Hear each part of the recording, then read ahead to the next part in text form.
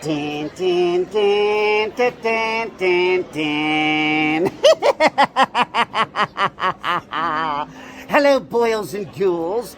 It's your old pal, John Kassir, the voice of the Crypt Keeper. And listen, kiddies, you are entering Cinema Chop Shop.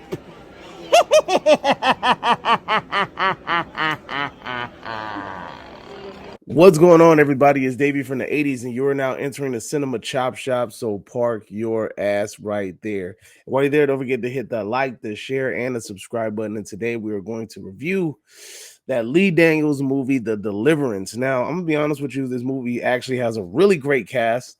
It has the girl that was in freaking Billie Holiday versus the United States. It has freaking that girl, the loudmouth girlfriend from freaking Why Did I Get Married? Has Omar Epps. It has Monique. It has a really solid cast. Like the casting in this movie is pretty phenomenal. Quick synopsis is based off of I guess based off of true events.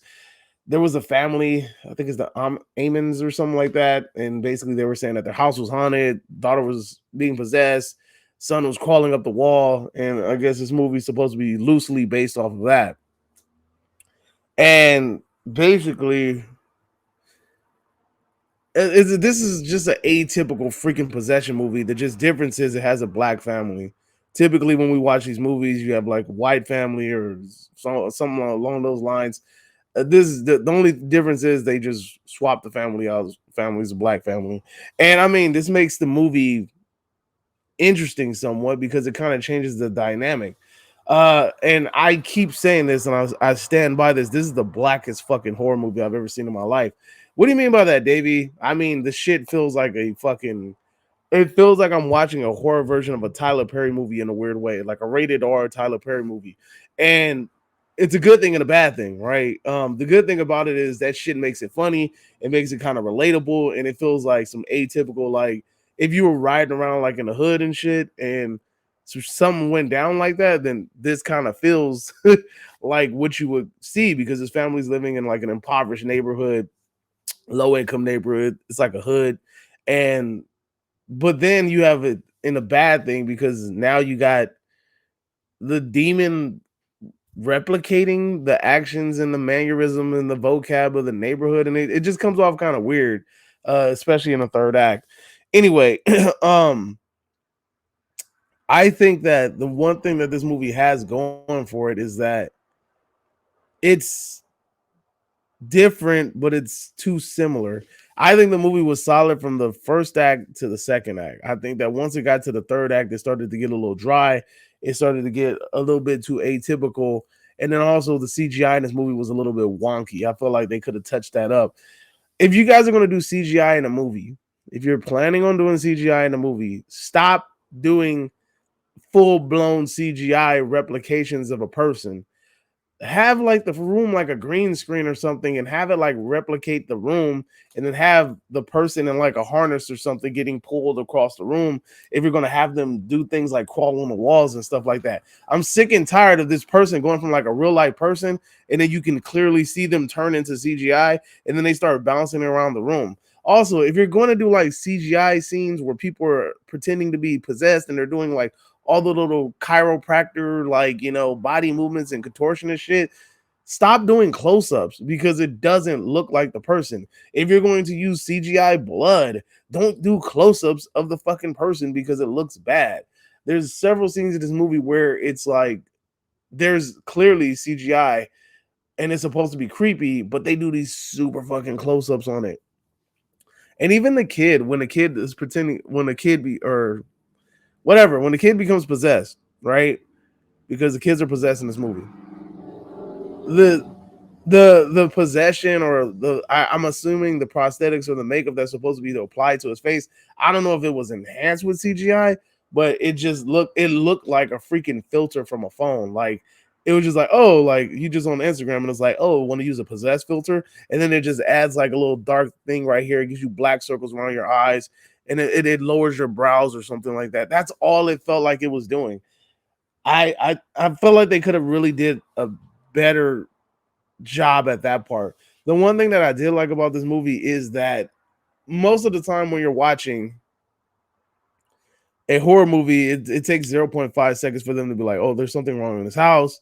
There's some hocus pocus, oogie boogie stuff going on, And in this movie, the fucking main character is in complete denial, which most people probably would be, especially because she's supposedly not a religious person, right?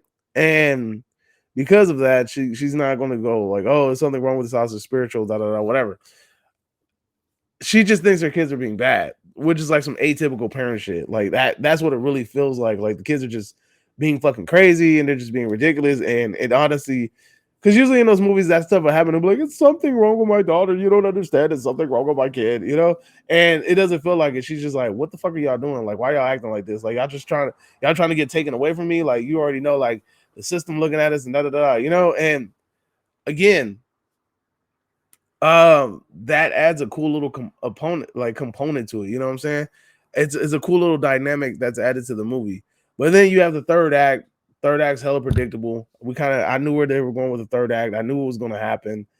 And then I just hate those, like, all of a sudden, like, everything is right, everything's perfect for it, and it just doesn't make sense. You have a person who's been fucking practicing their whole life to defeat this damn demon or defeat a demon in general, and then they can't do it, but all of a sudden somebody with no practice is able to defeat the demon.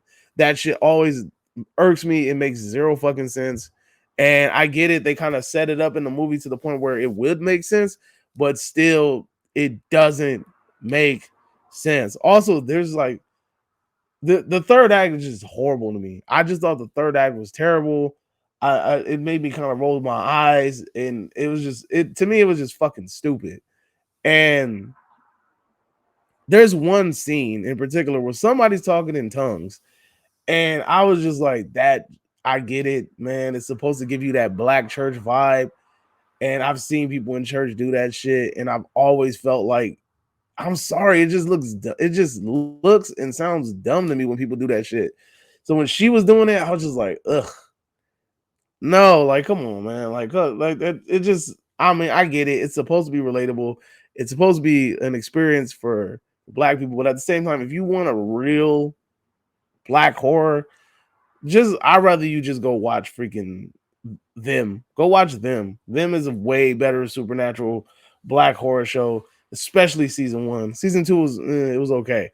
Season one, I would go watch season one of them. Like that's a way better supernatural black horror movie.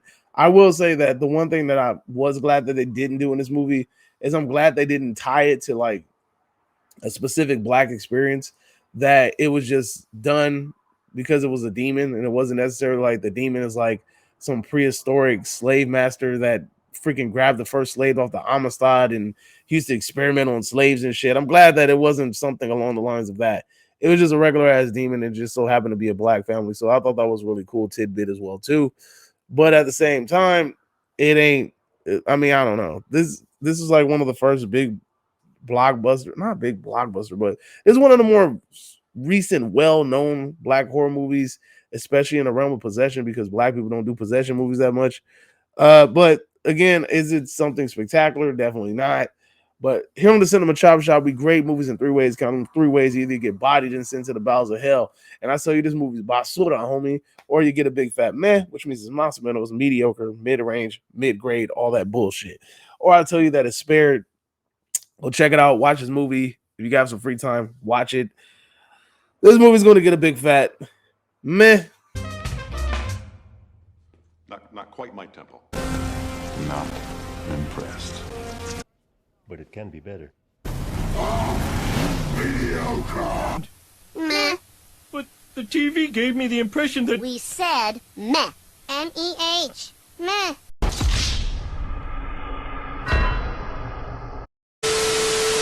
Yeah, you heard it, folks. I am giving this movie a big fat meh. And the biggest reason why is because even though this movie has an amazing cast, it has a really good start, it has a really good midpoint, that ending was just fucking stupid. And it got to the point where it crashed and burned.